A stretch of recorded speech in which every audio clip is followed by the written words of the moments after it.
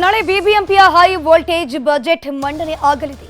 Guarantee ಸರ್ಕಾರ ಬಂದ ಮೇಲೆ ಎರಡನೇ ಬಜೆಟ್ ಇದಾಗಿದ್ದು, ಈ ಬಾರಿ ಪಾಲಿಕೆ ಸಾರ್ವಕಾಲಿಕ ಮೊತ್ತದ ಬಜೆಟ್ ಮಂಡಿಸೋಕೆ ರೆಡಿ ಆಗಿದೆ. ಆದರೆ ಶನಿ ಅಮಾವಾಸ್ಯೆ ಬಜೆಟ್ ಮಂಡನೆ ಮಾಡ್ತಿರುವುದಕ್ಕೆ ಬಿಜೆಪಿಗರು ಲೇವಡಿ ಮಾಡ್ತಿದ್ದಾರೆ. ನಾಳೆ ಬಿಬಿಎಂಪಿ ಹೈ ವೋಲ್ಟೇಜ್ ಬಜೆಟ್. ಸಾರ್ವಕಾಲಿಕ ಮೊತ್ತದ ಬಜೆಟ್ಗೆ ಬಿಬಿಎಂಪಿ ರೆಡಿ. ಅಳೆದು ತೂಗಿ ಮುಹೂರ್ತ ನೋಡಿ ಬೆಂಗಳೂರು ಬಜೆಟ್ ಮಂಡಿಸಲು ಪಾಲಿಕೆ ಸಿದ್ಧತೆ ಮಾಡಿಕೊಂಡಿದೆ.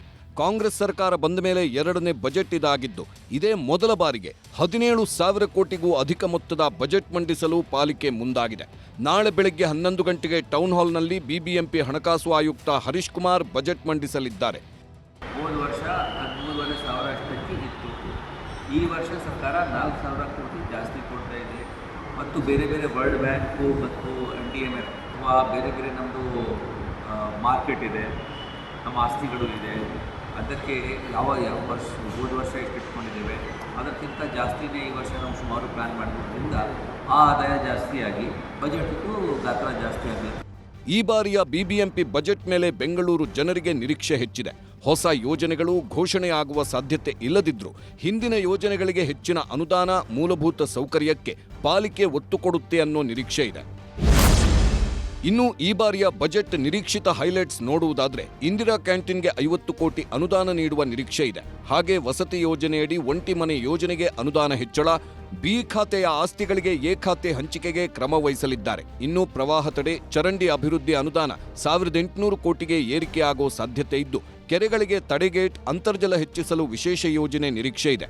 ಹೈ ಡೆನ್ಸಿಟಿ ಕಾರಿಡಾರ್ ಅಭಿವೃದ್ಧಿಗೆ 273 ಕೋಟಿ ರೂಪಾಯಿ, ಪ್ರಮುಖ 74 ಜಂಕ್ಷನ್ ಅಭಿವೃದ್ಧಿಗೆ 150 ಕೋಟಿ ರೂಪಾಯಿ, ರಸ್ತೆಗಳ ಪುನರ್ ನಿರ್ಮಾಣಕ್ಕೆ 300 ಕೋಟಿ ರೂಪಾಯಿ ಅನುದಾನ ಘೋಷಣೆ ಮಾಡುವ ಸಾಧ್ಯತೆ ಇದೆ.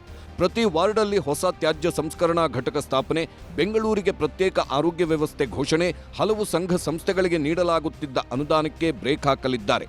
ಅಲ್ಲದೆ ಹೊಸ 110 ಹಳ್ಳಿಗಳಿಗೆ ಕಾವೇರಿ ನೀರು ಸರಬರಾಜಿಗೆ ಹೆಚ್ಚಿನ ಒತ್ತು ನೀಡಲಿದ್ದು, 2025-26ನೇ ಸಾಲಿನ ಆಸ್ತಿ ತೆರಿಗೆ ಹೆಚ್ಚಳ ಕೈಬಿಡೋ ಸಾಧ್ಯತೆ ಇದೆ.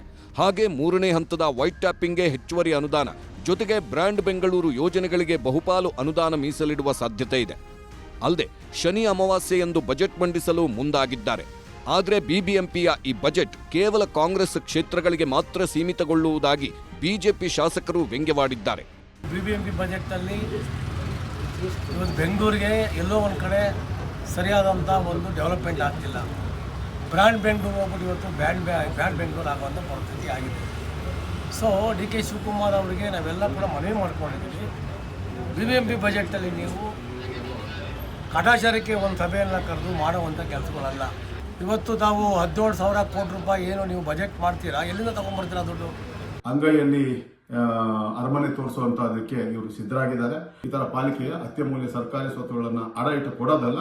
ಹಾಗಾಗಿ ಇಂಥ ಒಂದು ಸ್ಥಿತಿಯಲ್ಲಿ 3,000 ಕೋಟಿ ಸಾಲ ಮಾಡಿರೋದ್ರ ಜೊತೆಗೆ ಇವತ್ತು 18,000ದಿಂದ 19,000 ಕೋಟಿ ಮೊತ್ತದ ಆಯವ್ಯಯವನ್ನು ಮಂಡಿಸಕ್ಕೆ ಕೊಟ್ಟಿದ್ದಾರೆ. ಇದು ಜನವಿರೋಧಿ ಆಯವ್ಯಯ ಅಂತ ಹೇಳಿ ಅತ್ಯಂತ ಸ್ಪಷ್ಟವಾಗಿ ನಾನು ಹೇಳಕ್ಕೆ ಇಷ್ಟಪಡ್ತೀನಿ. ಒಟ್ನಲ್ಲಿ ಬಿಬಿಎಂಪಿ ಈ ಬಾರಿ 17,000 ಕೋಟಿ ಗಾತ್ರದ ಬಜೆಟ್ ಮಂಡಿಸಲು ಮುಂದಾಗಿದೆ. ಆದರೆ ಪಾಲಿಕೆ ಲೆಕ್ಕದಲ್ಲಿ ಬೆಂಗಳೂರಿಗೆ ಸಿಗುವುದೇನು ಅನ್ನೋದನ್ನ ಕಾದು ನೋಡಬೇಕಿದೆ. ಆಶಿಕ್ ಮುಲ್ಕಿ, ನ್ಯೂಸ್ 18.